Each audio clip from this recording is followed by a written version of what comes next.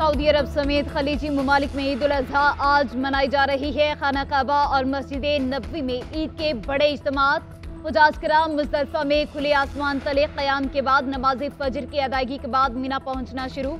रमे जमरात करेंगे। शैतान को कंकरियां मारने के बाद सुन्नत इब्राहिमी की पैरवी करते हुए कुर्बानी करेंगे। बाल कटवाने के बाद हाजी एहराम खोलेंगे। सफ़ा और मरवा के दरमियान आम लिबास में सई करेंगे।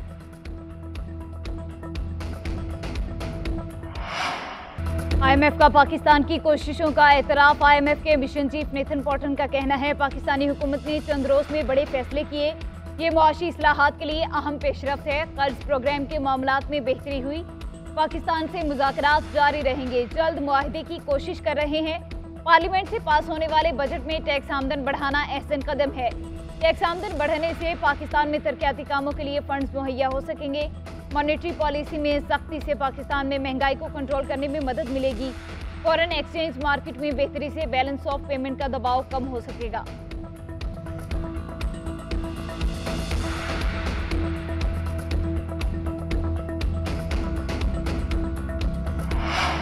पाकिस्तान और IMF का मुआहिदा खत्म होने में 3 दिन बाकी। वज़ीर आज़म शहबाज शरीफ का MD IMF क्रिस्टालिना जॉर्जिवा से टेलीफोनिक राबता।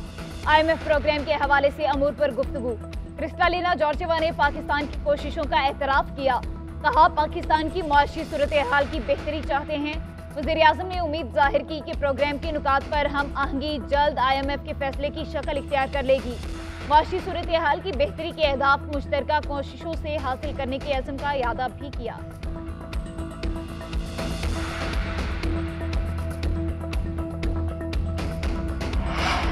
IMF से मामला तय हो जाएंगे। 1-2 दिन में कौम को अच्छी खबर मिलेगी। वज़ीर खजाना इसाक डार का कहना है, नवा जायजा 1-2 रोज में मुकम्मल होगा। 10वें जायजे पर भी पेशरफ्त की तवक्को है। शरह सूद बढ़ाने की आलमी मालियाती इदारे की शर्त पूरी कर दी। पिछली हुकूमत ने मुआहदे पूरे नहीं किए। हमारी हुकूमत को मुश्किलात का सामना करना पड़ा। मईशत की बेहतरी के लिए मिसाके मईशत करना पड़ेगा। हम सबको खुशी से मुल्क के लिए कुर्बानी देनी चाहिए। चेयरमैन सेनेट के इमरात के बिल को कौमी असम्बली से पास नहीं होने देंगे।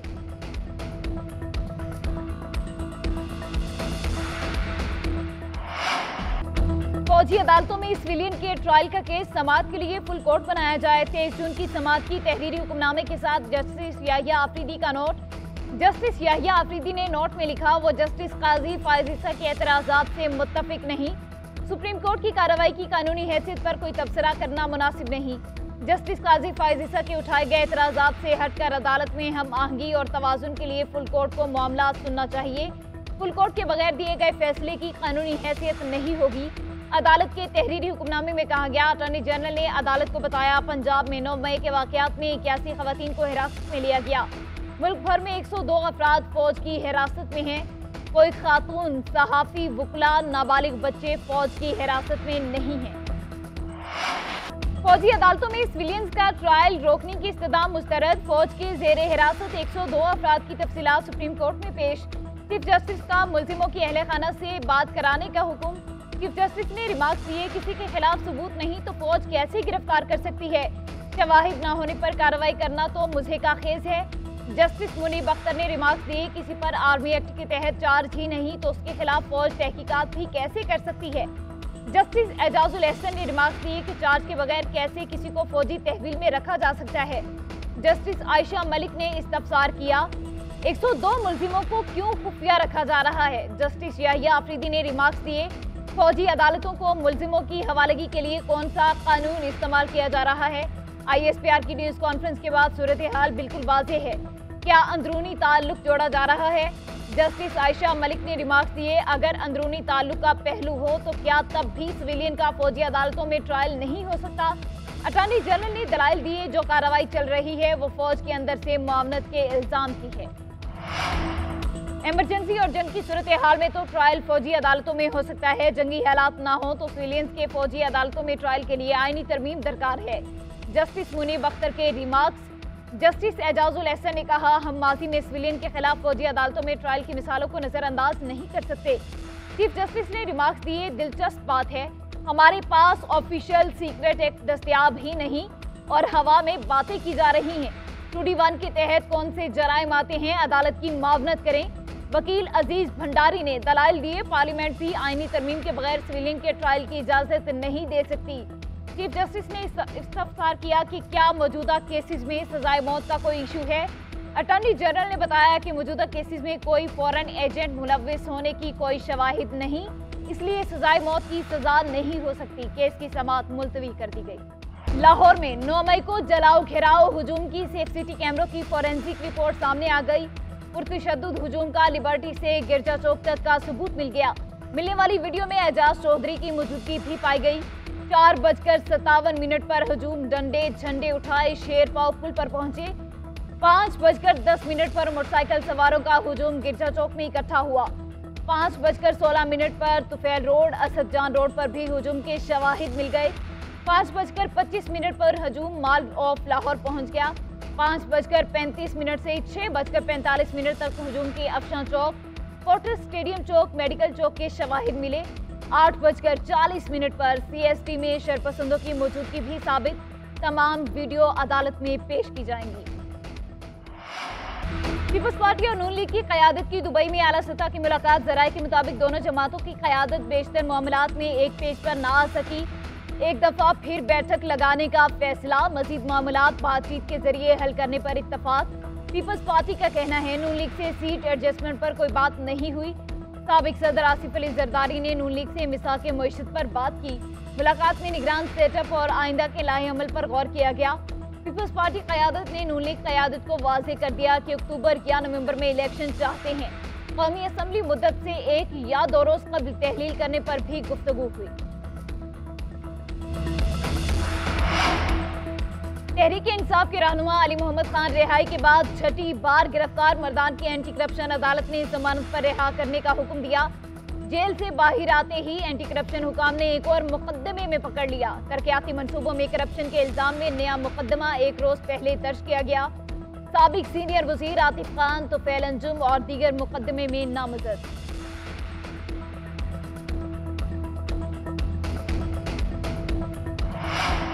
चेयरमैन पीटीआई और अहलिया बुशरा बीबी को नैब ने एक बार फिर तलब कर लिया। नैब ने NCA 190 मिलियन केस में बुशरा बीबी को 4 जुलाई को नैब रावलपिंडी में तलब किया।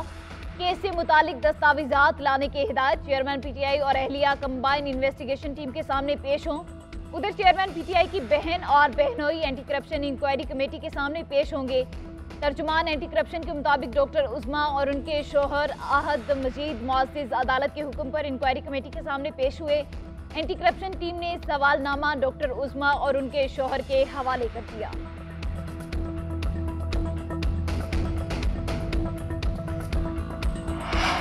साबिक चीफ जस्टिस साकिब निसार के खिलाफ सुप्रीम जुडिशल काउंसिल में फौरी कार्रवाई शुरू करने की इस्तदा मुस्तरद। अदालती उज़्मा के जस्टिस एजाजुल एहसन की सरबराही में कायम 2 रुकनी बेंच ने महफूज फैसला सुना दिया।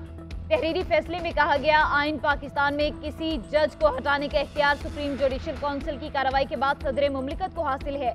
आइन में एक हाजिर सर्विस जज और रिटायर्ड जज की तफरीक को वाज़ेह रखा है। जुडिशल काउंसिल ऐसे जज के खिलाफ कार्रवाई नहीं कर सकती जो अपने ओहदे से रिटायर्ड हो चुका हो।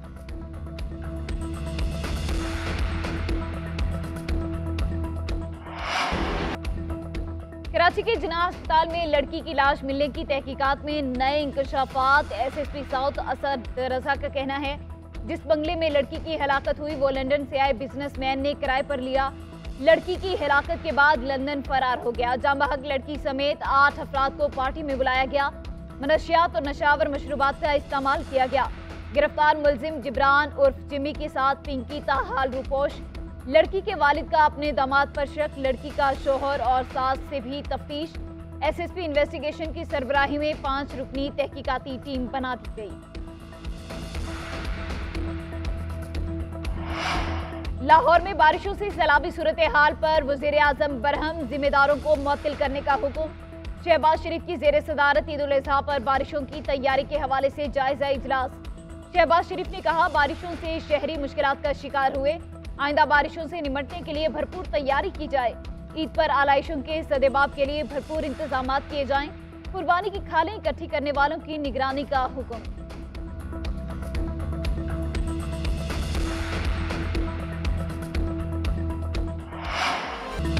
ईद कुर्बान में दिन रह गया, बस एक मवेशी मंडियों में धड़ाधड़ खरीदारी। कराची की मवेशी मंडी में भारी भरकम जानवर फरोख्त।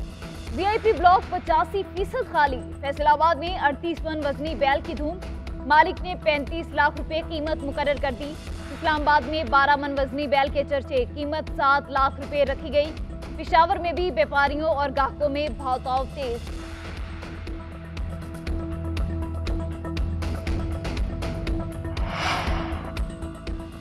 ईद सर पर आ गई, खवातीन की शॉपिंग अधूरी। लाहौर की लिबर्टी मार्केट में खवातीन का रश।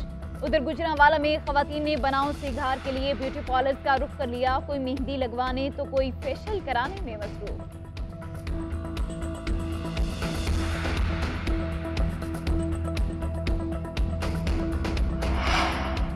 कई शहरों में बादलों की एक और इनिंग्स। जैकबाबाद, कश्मीर, सोहबतपुर, कंबर समेत कई इलाकों में मूसलाधार बारिश। गर्मी की शिद्दत कम हो गई। डेरा मुराद जमाली में बारिश से बोसीदा मकान की छत गिर गई।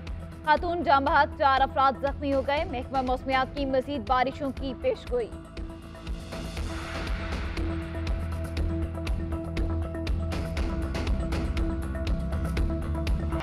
ऐसा बकरा दे कि अगली बिग ईद तक लोगों को याद रह जाए। भाई ये नाचने वाला बकरा है, फंक्शन करना है। ऐसे चौधरी अपनी कम जमीन को जस्टिफाई पता कैसे करते हैं? अक्ल हाल दो हवे तो एक मरला भी बहुत है। मैंने बकरे के साथ टिकटॉक बनाना है। मेरे 3 मिलियन फॉलोवर है। अच्छा, जो बकरा मैं आपको दे रहा हूँ ना उसका 10 मिलियन है। नाज़रीन, देश बुक यानी देश की इस किताब में जहाँ आपको हंसने हंसाने का मौका मिलेगा, वहाँ आपको उम्मीद नजर आएगी एक रोशन पाकिस्तान की। और शरारतों और कहकहों का सैलाब आने को तैयार, बस थोड़ा सा इंतजार। तंज़ो मजा होगा भरपूर, मौसीकी का तड़का भी लगेगा जरूर। मारूफ एंकर पर्सन जुनैद सलीम के साथ चांद रात को होगी सितारों से मुलाकात। देखिए प्रोग्राम देशबुक जुनैद के साथ आज रात 11:05 पर, सिर्फ GNN पर।